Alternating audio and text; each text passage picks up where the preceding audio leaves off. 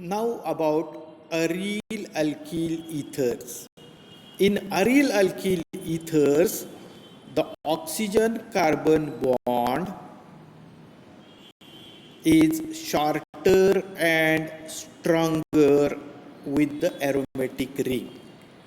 Hence, alkyl aryl ethers undergoes cleavage of oxygen alkyl bond and yields a phenol and alkyl halide on reaction with HR.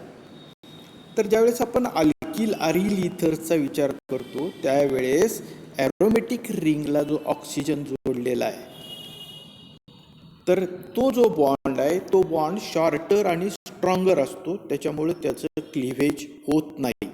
त्यामुळेच HI बरोबर ज्यावेळेस reaction होती त्यावेळेस CH3 आणि O याच्यामधला bond break होतो आणि HI मधला H हा ओला अटॅच होतो, ज्याच्यामुळे फिनॉल तयार होईल आणि आयोडीन हा CH3 ग्रुपला अटॅच होईल, ज्याच्यामध्ये अल्किल आयोडाइड तयार होतो.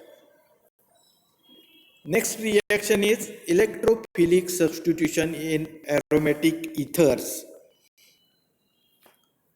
So in ethers,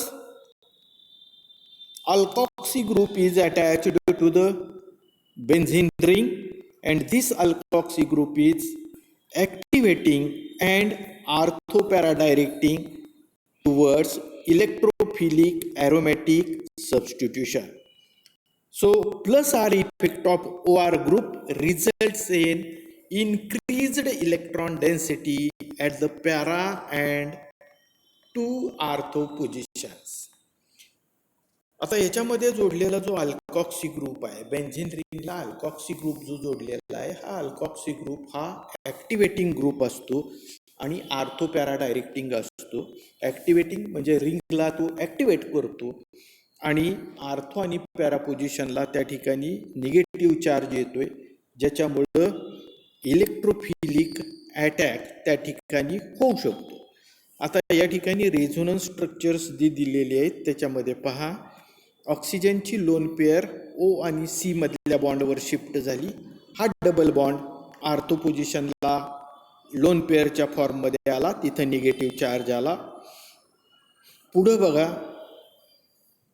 ह्या निगेटिव्ह चार्जचा डबल बॉन्ड झाला आणि ह्या डबल बॉन्डचं कन्वर्जन निगेटिव्ह चार्जमध्ये झालं.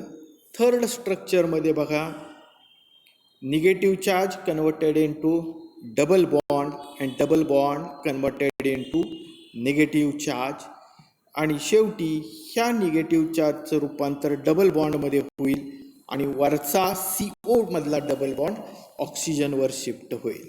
तर ही जी रेझोनन्स स्ट्रक्चर्स आपण बघितली त्याच्यामध्ये सेकंड, थर्ड आणि फोर्थ ह्या 3 ठिकाणी आर्थो आणि पॅरा पोझिशनला निगेटिव्ह चार्ज आहे. आता ह्याच्यामधल्या इलेक्ट्रोफिलिक सबस्टिट्यूशन्स आपण बघतोय. पहिली रिॲक्शन आहे हॅलोजिनेशन. ह्या हॅलोजिनेशनमध्ये आपण एक्झाम्पल घेतलं आहे anisole. So anisole undergoes bromination with bromine in acetic acid even in the absence of ferric bromide catalyst. It is due to activation of benzene ring by the methoxy group. तर या ठिकाणी ferric bromide नसलं तरी सुद्धा acetic ॲसिडच्या प्रेझेन्समध्ये ॲनिसोलचं bromination होऊ शकतं आणि ॲनिसोल मधला जो OCH3 ग्रुप आहे हाच ॲक्टिवेटिंग आहे, त्यामुळे तिथं कॅटॅलिस्टची गरज पडत नाही. पॅरा पोझिशनला आणि पॅरा पोझिशनला आणि आर्थो पोझिशनला ब्रोमीन अटॅच होतोय. पॅरा प्रॉडक्ट इज 90% आणि ortho product is 10%. Next reaction is Friedel Crafts reaction. So anisole reacts with an alkyl halide and acyl chloride in presence of anhydrous AlCl3 as catalyst. तर ॲनिसोलची reaction alkyl halide किंवा acyl chloride बरोबर अनहायड्रस AlCl3च्या प्रेझेन्समध्ये, इथं अनहायड्रस AlCl3 हे levies acid म्हणून काम करतं. Equations आपण बघू त्याची.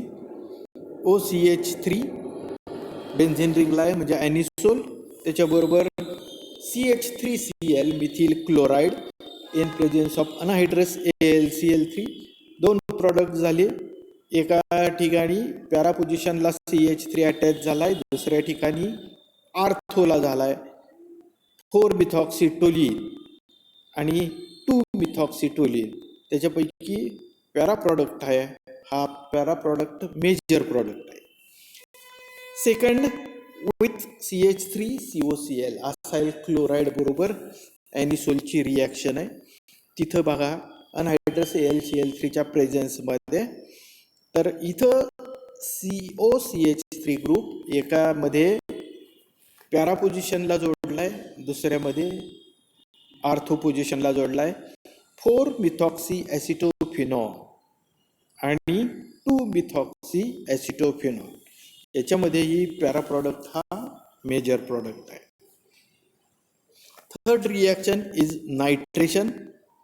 आता याच्यामध्ये नायट्रेशनसाठी आपण नायट्रेटिंग मिक्सचर वापरतो, that is mixture of concentrated nitric acid and concentrated sulphuric acid. So anisole reacts with nitric acid in presence of concentrated sulphuric acid. याच्यामध्ये NO2 ग्रुप एकदा पॅरा पोझिशनला अटॅच झाला आहे आणि एकामध्ये आर्थो पोझिशनला झाला आहे, म्हणजे 4 नायट्रोॲनिसोल आणि 2 नायट्रोॲनिसोल हे दोन प्रॉडक्टचं मिक्सचर तयार झालं. त्यापैकी पॅरा प्रॉडक्ट म्हणजे 4 नायट्रोॲनिसोल हा मेजर प्रॉडक्ट आहे. आता लास्ट ह्याच्यामधला भाग म्हणजे युजेस ऑफ अल्कोहोल्स, फिनॉल्स आणि इथर्स. अल्कोहोल्समध्ये methyl alcohol is used as solvent for paints and varnishes. Second one, ethyl alcohol is used as antifreeze agent in automobile radiators and also for solvent. तर solvent म्हणून methyl किंवा ethyl दोन्ही alcohols वापरले जाऊ शकतात आणि ethyl alcohol हे ऑटोमोबाईल्समध्ये रॅडिएटर्समध्ये अँटीफ्रीज agent म्हणून वापरलं जातं. In the uses of ethers, diethyl ether was used as general anesthetic in general surgical operations. Diethyl ether is used as a solvent for Grignard reagent, fats, waxes, oil, etc. तर सुरुवातीच्या काळामध्ये डायइथिल इथर हे भूल देण्यासाठी वापरलं जात होतं आणि दुसरा यूज त्याचा आहे diethyl ether is used as solvent, Grignard reagent, oils, fats, waxes याच्यासाठी सॉल्वंट म्हणून वापरले जातं. Now about phenols. Phenol is used in the preparation of phenol formaldehyde resin, for example bakelite. तर बॅकेलाइट हा तयार होत असताना फिनॉल आणि फॉर्मॅल्डिहाइड हे दोन केमिकल्स किंवा स्टार्टिंग मटेरियल्स वापरले जातात.